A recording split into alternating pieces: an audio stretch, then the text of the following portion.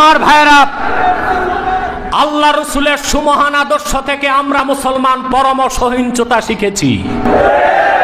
আমরা অন্য ধর্মের মানুষের গায়ে হাত দেই না, কোন পূজা মণ্ডপে আমরা বাধা দেই না, রথযাত্রাতে বাধা দেই না। কিন্তু কিছু লোক মাঠে নেমেছে, অধিকার চায়। অধিকার চাইবেন, ভালো কথা, অধিকার যেন স্বাধিকারে পরিণত না হয়।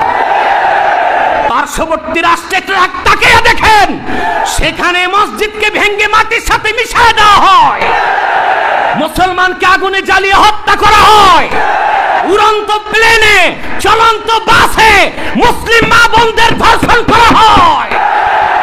বাংলাদেশ সরকার আপনাদের নিরাপত্তা দিয়েছে, এদেশের মুসলমান আপনাদের নিরাপত্তা দিচ্ছে, কিন্তু মাঠে নেমে বাংলাদেশে গৃহযুদ্ধ লাগাবার চেষ্টা করবেন না।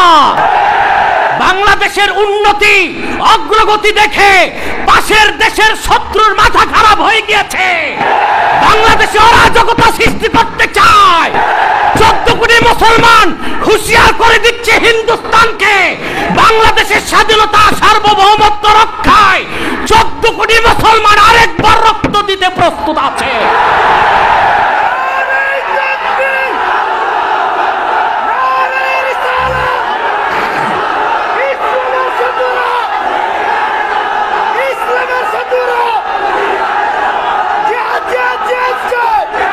বসে যাও, আমার সোনার বাংলার প্রতি ইঞ্চি মাটি রক্ষা করার শপথ নিতে হবে।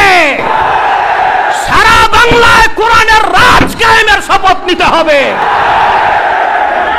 মনে রেখো, মনে রেখো, আমরা সন্ত্রাসকে ঘৃণা করি, জিহাদকে ভুলে যাই না।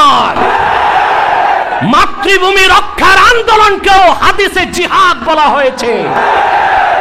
সেজন্য আমাদের প্রস্তুত থাকতে হবে। কোরআন সুন্নাত ইসলামের সুমহান মর্যাদা রক্ষায়, বাংলাদেশের স্বাধীনতা সার্বভৌমত্বকে পার্শ্ববর্তী শত্রুর আগ্রাসন থেকে রক্ষায় যদি প্রয়োজন হয়, এই দেশের আলেম ওলামা পীর মাশায়েখরা অস্ত্র নিয়ে প্রথমে মাঠে নামবে, ঠিক কিনা? সেজন্যই আলেম ওলামার বিরুদ্ধে মিছিল বের করা হয়। চলবে না, এটা বরদাস্ত করা হবে না।